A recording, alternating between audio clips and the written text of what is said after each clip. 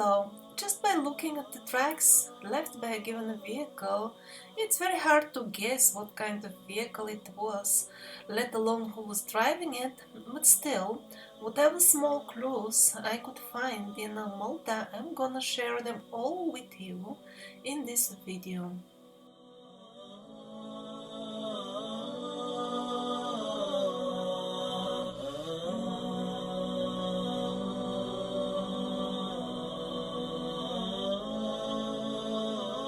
So, as I showed you in the previous episode, we have no clue how these vehicles were powered because we can't find any prints of hooves or people who could have dragged, pulled, or pushed these vehicles.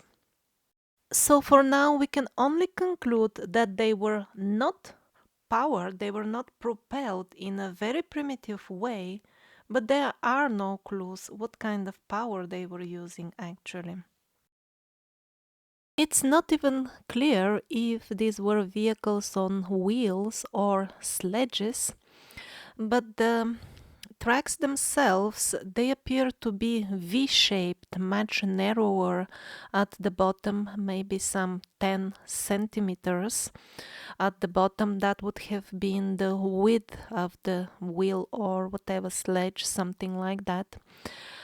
And then at the top, they can be so wide that I could comfortably lay down in some of them. No idea what could have caused the V shape, but vehicles of this sort tend to leave straight ruts with vertical sides. So this is the typical situation. At the bottom, you can often not even squeeze your foot inside, it's so narrow. And at the top, you can lay down in the track. This V-shaped has been acknowledged, recorded, and accepted by other researchers as well, but there hasn't been a single explanation about it so far. And then I noticed another curious detail which I did not read anybody mentioning so far. The thing is that too many times I noticed that there is unproportionately more stone, or it was earth that later on petrified as stone, on one of the sides of the tracks. For example, now you see on the left track there is much more stone on its left side than in the middle. Of course, the first thought also for me was, oh, this is simply an erosion. The erosion has eaten up more of it on one side than the other. But when you are out there on the in the fields, and there are small things that you start noticing, like for example, there will be very vague tracks that are imprinted in the surface. Later on, when I show them here on the footage, they can't be seen, but such minor tracks, they show how the surface was. So I really got the impression, although I'm not 100% sure, that as if the soil was moving in an interesting way sometimes when these vehicles were traversing through it. I'm not saying this is the only explanation of what I observed, but certainly it is one of the explanations. Like, look here. We have so much mass on the left side and on the right, as if petrified mud that got splashed just a few centimeters of it, and on the left side this would be like 40 centimeters high. And then sometimes on this lower surface you would have very vague also vehicle tracks, which shows that the mass on the lower side did not disappear because of erosion, but it was never there. So who is shifting this mass as the vehicle travels? And if that wasn't puzzling enough, let's talk about the evidence for suspension in the tracks. Yes, the concept of suspension is not really a new one. There have been carts and chariots with complex suspension systems officially dated, back to the 14th century, maybe earlier than that. But the kind of suspension observed in these tracks, and this is not the only example, there are other places, is something far more dramatic. The track you see on the left is approximately 30, 40, or even more centimeters deeper than the other one. Now, if this were a modern car, with the wheels on one side 40 centimeters lower than the other, you would expect to find the vehicle traveling with a tilt. So, the expedition group was checking very carefully the tracks for any tilt. However, by the end of it, they were just left wondering, was there any tilt at all, or were they just imagining things? It was really hard to say, but the point being is that if there was any tilt, it was very slight. And so this raises a question: if this was a vehicle traveling at any speed, how did it manage to stay upright with such an odd wheel configuration?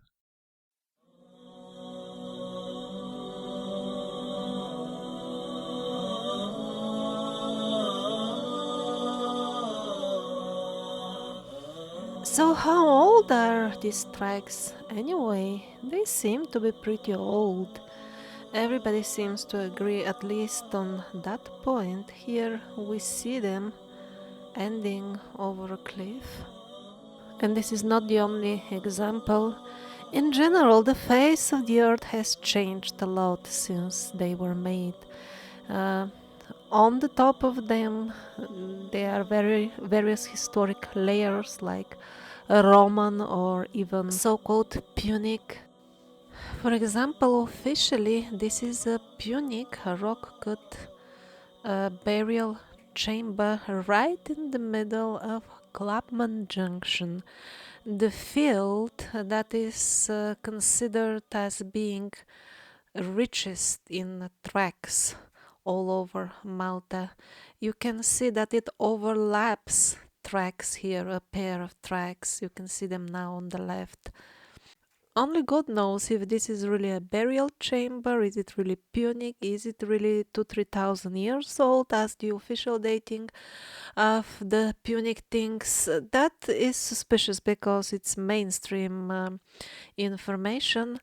But definitely these rock cut things, they are on the top of the tracks, and also their walls, even those that are exposed to weather, are visibly of different colors. So this is definitely younger than the tracks.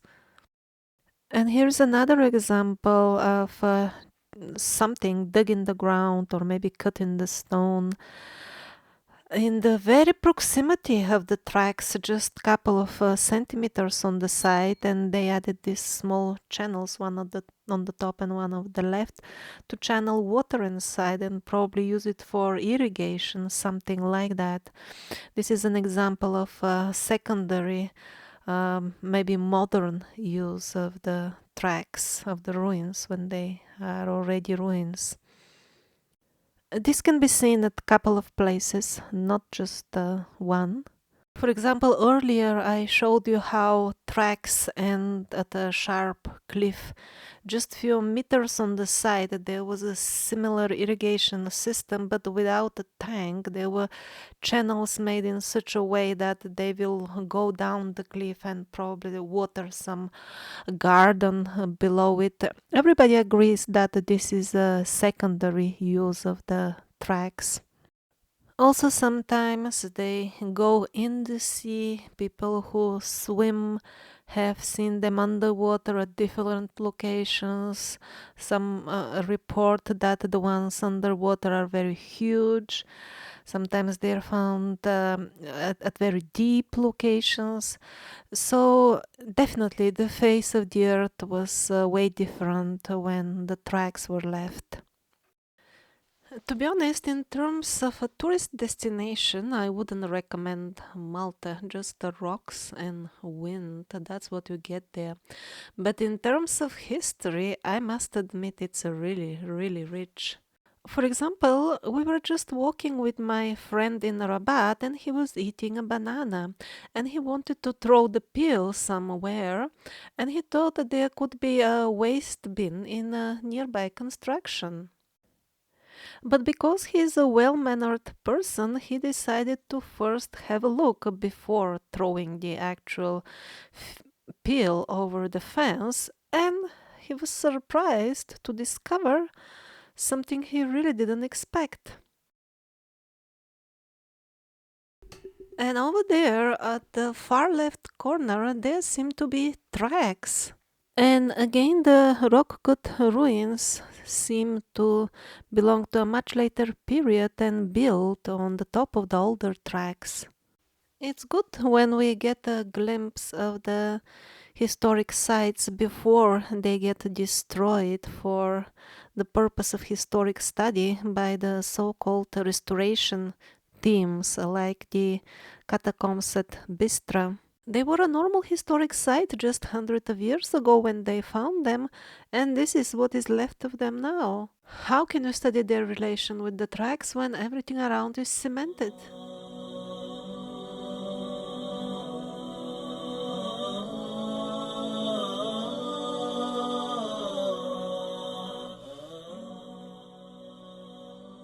Such tracks are not unique to Malta. Identical tracks are found in abundance in Turkey, Italy, Spain, Crimea, Russia. And exactly as at all the other places that I just listed, the ruts, the tracks at Malta, don't exist just like that independently of any settlements. They do show connection to very ancient rock cut ruins. But before getting into the details of the connection with the ruins, I would like to show you why it seems that the tracks at all these locations are actually left by the very same civilization. Based on various marks, imprints, and roads around the tracks. First of all, these cuttings or marks, not sure, they look as if they were cut into the stone or dug out when it was earth. They seem to be of the same age as the tracks and are often found besides the tracks. Although it's hard to say what was their purpose exactly, I saw exactly the same cuttings many times in Spain, in Italy, and this really makes me think that same models of vehicles were leaving the tracks at these places. And then we saw a lot of these marks in Malta, and as well they are present in all the other locations that I listed earlier with tracks. Actually, to fully understand the meaning of the tracks of Malta, you should watch also my videos on the tracks of Turkey, Spain, and Italy. Because once you see those images, you will realize that it is absolutely the same thing spread all over a large region of Asia and Europe, and the photos will speak for themselves. It will become clear these are traces of the same people who I call them the Aigil civilization, but once they inhabited a large region of the earth. This is similar, but yet another type of marks. They look like a modern excavator, but we saw them in all these countries that I listed, places on paths where modern excavators could not have reached. They also display the same rate of erosion as the tracks and the rock cut ruins around them. In other words, they are historic, there is no doubt about it. What you see now is footage taken right next to the famous Clapham Junction tracks in Malta, which are considered to be the biggest site with Ruts in Malta. This is practically next to them. It's just nowadays a garbage place. It's not considered a historic site, but the walls are historic, as you can see there also, with heavy erosion marks. And then we saw a couple of what now we would call rock cut roads, which is again the most typical scene that one can see in Turkey, in Italy, in Spain. Rock cut roads with tracks on them and all over the area around them. Maybe they were rock even at the time when the most of the tracks were left in the soft soil, because on this road, as you can see, we don't see any deep tracks, and on the sides it kind of gives the impression that it could have been cut in the rock, and also on the sides, on the very edge, it has those typical small canals, or they also look like vehicle tracks. At places they were very clear, very well pronounced. Sometimes not so well, but certainly they were there, always in Spain, in Italy, and also there in Israel and so many other places. I was always wondering if these are tracks, then what kind of vehicles would have, were scraping the walls of this road. Right now, on the far left, you can see the rock cut wall of the road, then canal. At places, it was even much better visible. And then, somewhere in the middle of the screen, you see these typical marks that were running all through the road. This road was one of the two better preserved roads that I could see in Malta. It was leading. It was a historic road. There was even a label. It is accepted as such by everybody. It's not modern. It was leading to some sort of what they call a Bronze Age temple. Well, it is. The ruins are in such a bad condition that you can put whatever name you wish and whatever dating, and let people believe it. You cannot find any proof about anything against such dating. So these are the ruins to which this particular road was leading. There was another road right at Clapham Junction in the midst of the tracks. So this particular area with the road and the ruins, yes, there were all these holes and cuttings and platforms. They were clearly man-made, but they were so vague, barely visible, that there was no way to guess what was actually going on and who lived here. And then these imprints seem to be another type of tracks by themselves, and they're again found all over these regions that I've been telling you: Turkey, Italy, Spain. Sometimes they're mixed with the regular tracks, and sometimes they're found on their own. They're not modern. They can be seen on boulders which are turned over and eroded. They can be seen at places where modern equipment doesn't have access. And at one place, it was extremely interesting. These tracks were going on for, let's say, over 100 meters, making turns, going downhill. And at one point, I saw them turning into regular tracks, the deep ones. When that happened, we were already having constant rain for a week, and we were just completely wet. Our cameras were wet after jumping over a couple of walls. Although we did have raincoats, even our boots and shoes were dripping full of water. And the camera simply refused to take footage. Indeed, I'm surprised that it took any footage afterwards. But anyway, on the last day, just before departure, we had some time without rain, and I specifically returned to that place to search for it again because I thought it's quite amazing.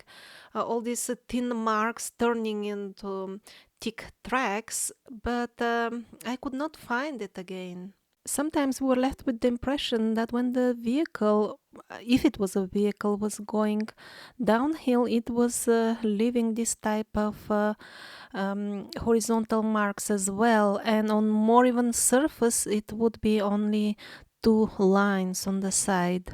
But then again, we would see the shorter lines in the middle, sometimes even on more even places, or maybe they were not even, maybe they had stones at that time. It's hard to say because this is a relatively well preserved segment here, but the rest was heavily eroded or on boulders that have been turned over. This type of situations. So this type of track was going downhill for a couple of 100 meters and then uphill. There was a field with regular deep tracks. And then right next to them, there were these ruins that were not mapped as a historic site anywhere and apparently are just now fencing private property. But a couple of right angles could be observed, and this wall was definitely dressed. Hewn stone, the chisel marks were clearly visible, maybe not on the photograph, but this is the best I could take in the rain, and the very terrain was very difficult to walk, just sharp stones everywhere. And then you step on some greenery which is only covering a puddle, and you don't know how deep it is. You only find out when you start swimming in it. But these excavator like marks were definitely much, much more interesting. Now, first of all, this is on a path on the side of the hill where no modern equipment could have had access. It is actually very, very steep. It didn't come across so well on the photographs, and it forms kind of a also rock cut road, although you can't see it very well again. On the image, actually, these lines are mixed tracks with all these excavator marks. And this road was leading straight to the rock cut ruins you can see at the background. Road, I mean old road. Right now it's a very steep pathway only, but I guess that it must have been a road once upon a time. Because definitely we see standard tracks on them besides the excavator marks, and all this again is on very, very steep surface. Probably too steep for a modern car, for example. Now let's go to those grottos that we saw on the earlier images in the distance. Apparently they're not in prime condition, and at the first sight somebody may even doubt, are these like natural rock shelters? But no, actually on the walls, wherever there are still any walls left, you can see clear traces of chisel marks, and even at some spots plastering and painting on the top. So these were proper premises once upon a time, and right in front of them, literally 2 meters in front of the row of entrances, there was a track.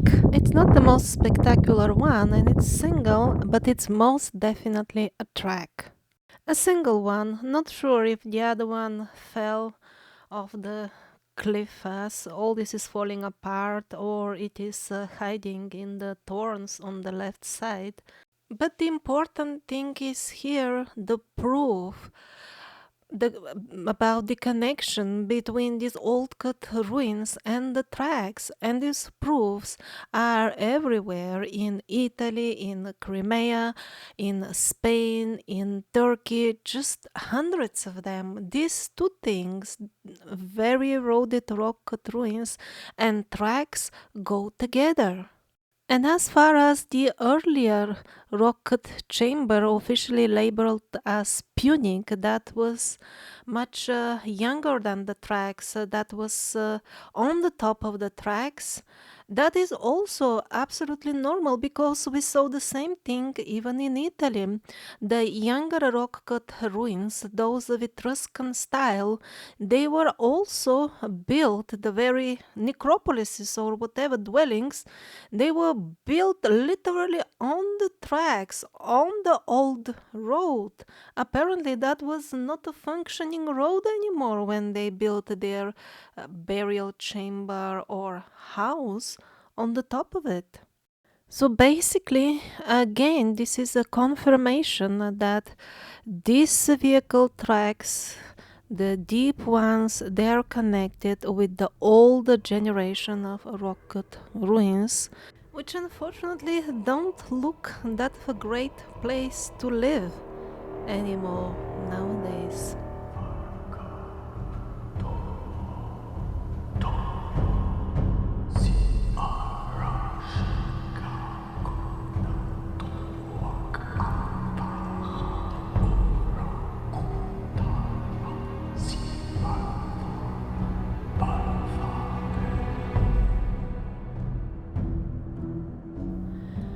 And the two places I just reviewed are not the only ones where the connection between the old rock cut ruins and the tracks can be seen.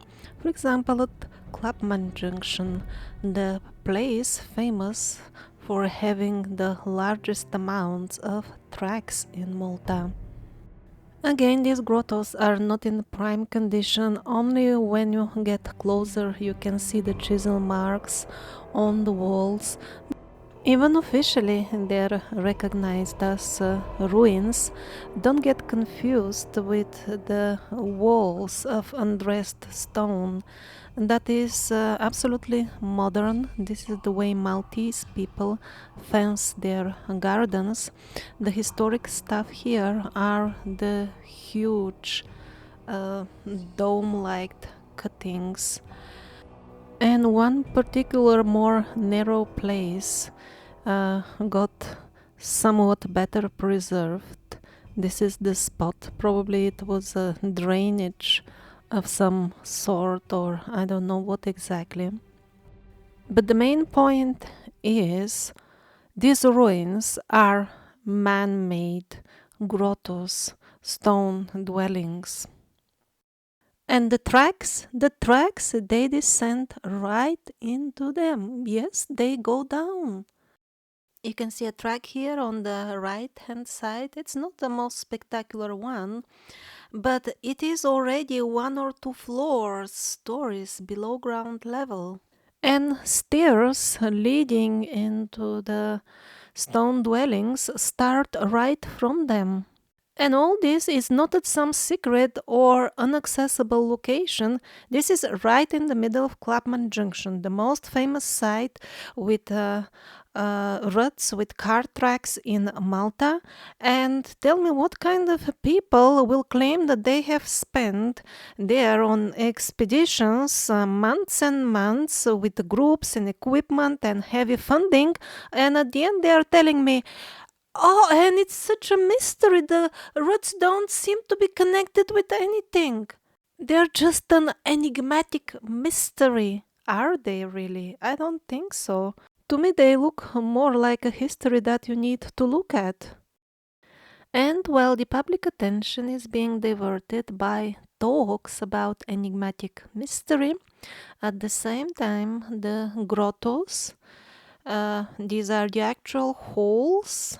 They're quite big of the grottos. They're being closed down.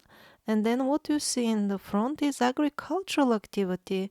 Somebody has brought soil from somewhere, has filled up this historic site, and is growing his or her agricultural produce on the top of it. And again, all this is going right in the center of Clapham Junction, the biggest site with vehicle tracks in Malta. What I consider extremely interesting about this site is the thickness of the ceiling.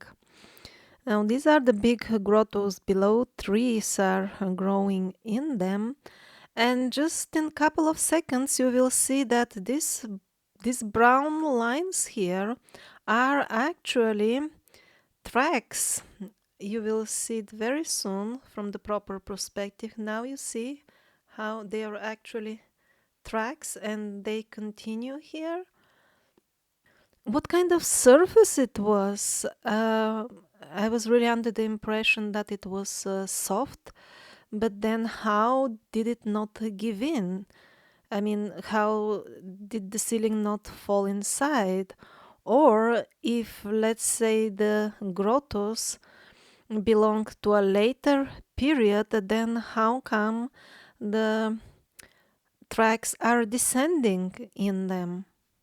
Actually, the ceiling is so thin that it must have been hard, it must have been stone if the chambers and the tracks belong to the same period. And then why the tracks appear to be left in something soft?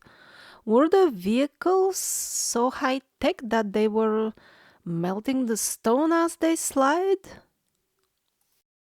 Even if we assume something as far fetched as this, still it doesn't solve the main problem. The ceiling is too thin for anything. And this is not the only case. For example, same thing can be observed in Sardinia, Italy. Very, very thin ceiling and tracks are right on the top of the rooms.